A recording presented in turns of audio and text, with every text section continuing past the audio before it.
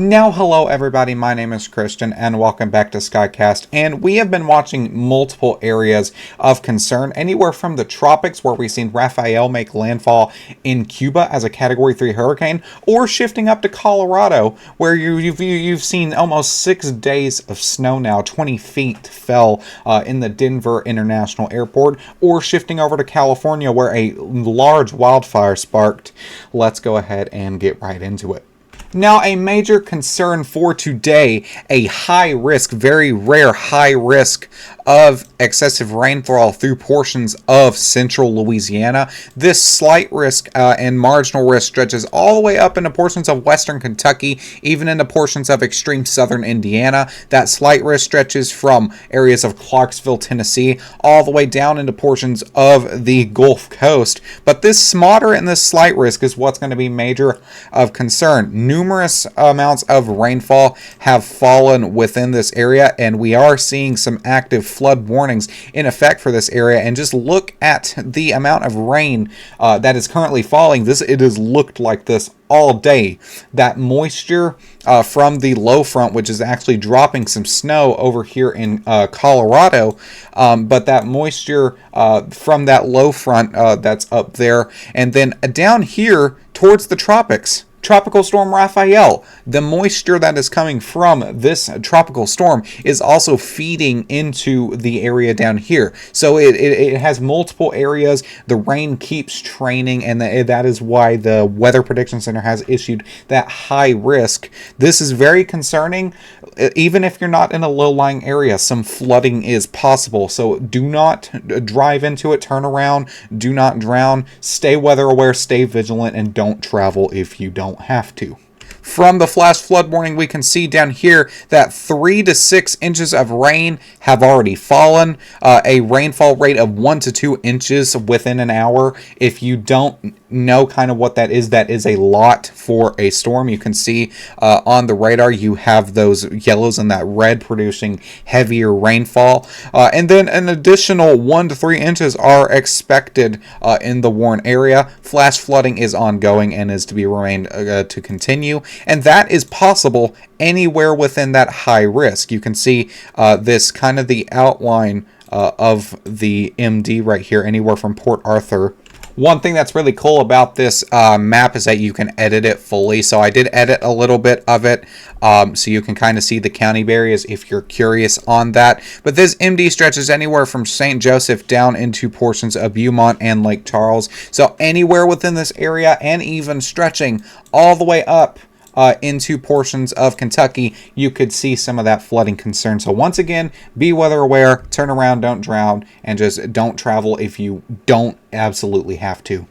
Now, I do want to take a shift back and look at Tropical Storm Rafael. The satellite imagery on this has this a little bit more northward than the actual track. That is normal. Kind of just the shift between the track that is on this map and the actual storm. But right now, this is what the storm looks like, and it's entering an area with more hostile winds. And the Gulf of Mexico, where we are getting into portions of November, has cooler water temperatures. So it's not going to have that threat for rapid intensification as we were seeing back in September, maybe even October with Helene and Milton. This right now is a tropical storm. Winds of 52 miles an hour with gusts up to 63, and this will continue. This will actually make a little bit of a loop, which is pretty cool to see. But this will eventually hit tropical depression before making its way towards portions of the Yucatan and into Mexico. This is not expected to strengthen. This is not expected to be a major crazy threat, but these areas could see some rain totals tally up and a little bit of a flooding concern. This is expected to hit winds of about 30 miles an hour on the 13th as it begins to make landfall into portions of Mexico. Shifting from that, we also have another area over here towards the Bahamas, and this right now is a 10 to 10% chance of development, but I would not be shocked to see if this is already developed. This is spinning very nicely in this area and does have a pretty defined signature for the spin within that area. This radar on its own self doesn't have the play feature, but it's definitely there. So we will see if this eventually becomes Tropical Storm Sarah. This area has a little less wind shear, has some warmer water temperatures, so this could begin to intensify if it does end up being something. But we just have to watch and see. Look at the National Hurricane Center update, which should come out soon, and we will go from there. Now, if we are looking at the actual satellite imagery, a low front is kind of sitting right here over Oklahoma and Kansas, and you can see this line between clouds and no clouds, and that is where we are seeing some storms pop up within the Missouri, Arkansas, Iowa area, even as far east right now as Kentucky and Tennessee and Mississippi. This rain and all that's going to continue to shift east as this front begins to move through. Some cooler temperatures are possible as this front moves towards the east. It's just depending on how close you are. But we had a lot of snow fall over here towards portions of Colorado and New Mexico, which I do want to get into as well. And a cool video from the Loveland Ski Resort.